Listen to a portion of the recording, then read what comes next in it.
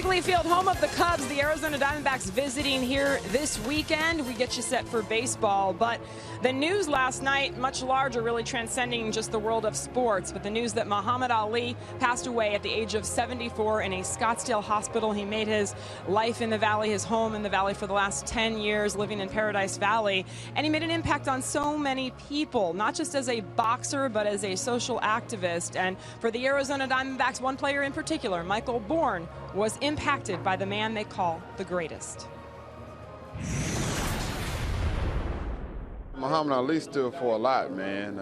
He was an African-American boxer that came along and was very flashy and flamboyant in his time, but man, everybody liked it, man, because he can back up what he said, and he's a true champion, true warrior, had courage. You can see he had fight in him. He fought to his last breath, like any warrior would. And you know, one of his quotes that I always liked is that he said, if you're 50 and you're still doing the same thing you were doing when you were 20, it means you wasted 30 years of your life.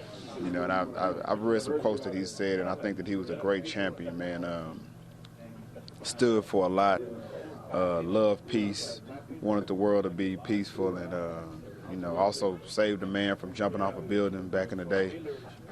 Yeah, I mean, I would see a lot of stuff that he did, man, and you know, he was a true champion, true boxer, made the sport what it was, legendary.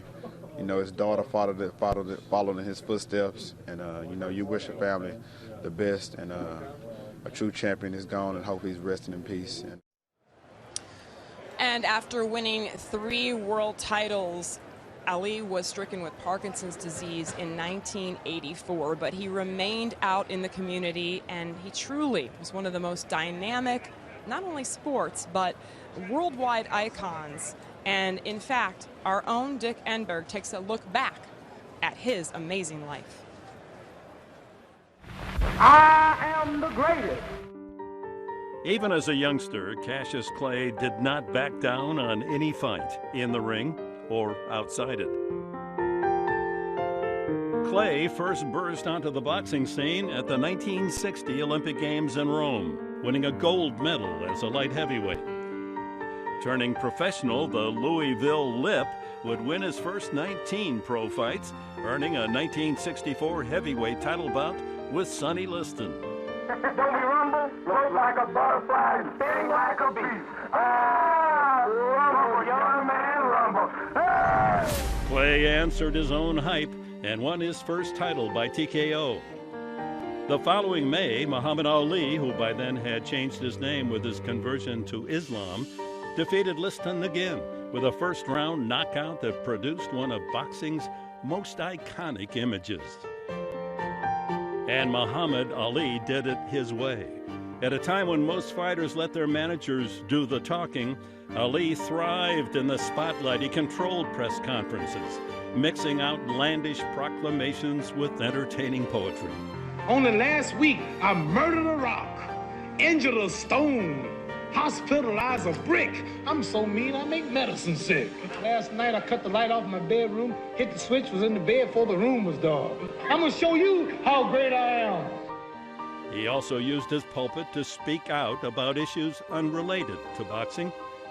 He transformed the role of the African-American athlete, embracing racial pride and a willingness to antagonize the white establishment. In doing so, he gained an army of admirers and enemies. 1967, Ali found himself embroiled in headline national controversy, citing his religious beliefs. As a conscientious objector, he refused to serve in Vietnam. As a result, he was arrested and stripped of his title.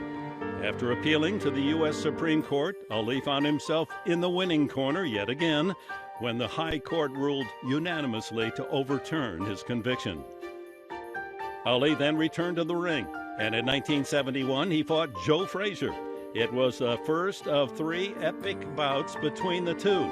Ali would lose for the first time in 32 fights in what was called the fight of the century.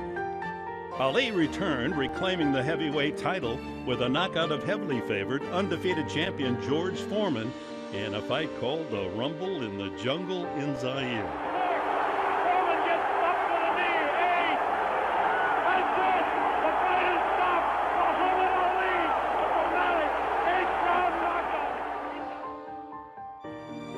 1975.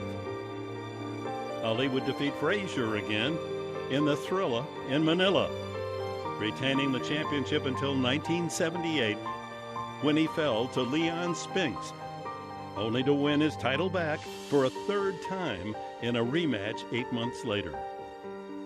1984, 3 years after his final appearance in the ring, Ali was diagnosed with Parkinson's disease.